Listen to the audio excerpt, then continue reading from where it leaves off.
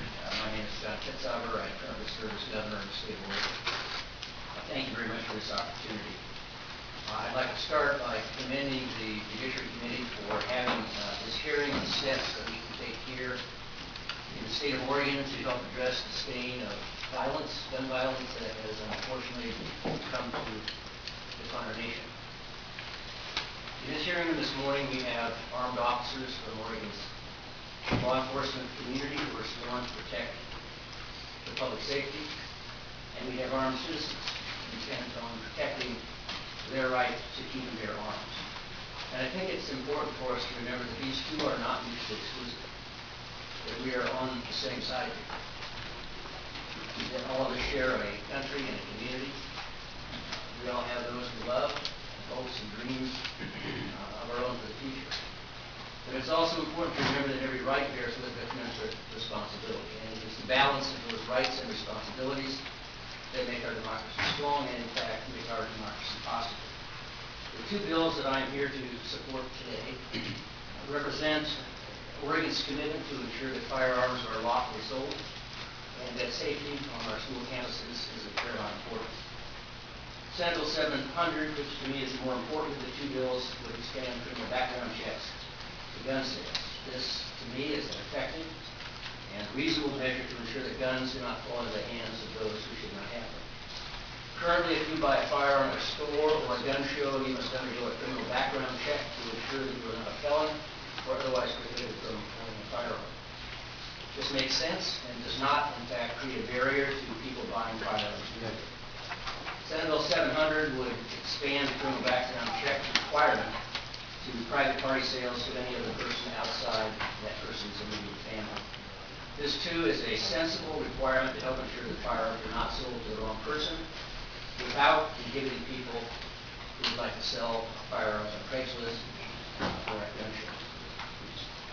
Senate Bill 347 takes a similar common-sense approach that would promote school safety by making schools off-limits for those carrying firearms, including those who have a concealed weapon permit, unless, and this is very important, the school district adopts a policy that allows firearms on campus. These two bills represent a reasonable and necessary set of steps that this legislature can and should take. And there's a third, passing a 43% increase in general fund support for Oregon's community mental health system, which I included in the recommended budget.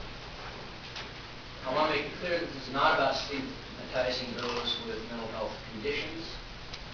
Those who suffer mental health issues are more likely to be victims of violence rather than perpetrators. But it is about the fact that we need a multi-pronged approach to promote a safer and healthier society. That requires, at a minimum, the kind of reasonable, important legislation reflected in Senate Bill 700 and Senate Bill 347. It requires a much more robust and sustained commitment to invest in community mental health. And in the end, it requires each of us find in our own heart the willingness to reflect upon and rethink our relationship with the community in which we live. I think there's a certain historic symmetry about the sobering fact that it was 45 years ago today, April 5th, 1968, that Robert Kennedy gave a speech on violence in America to the city of Cleveland the day after Martin Luther King was assassinated, and 2 months before his own violent death from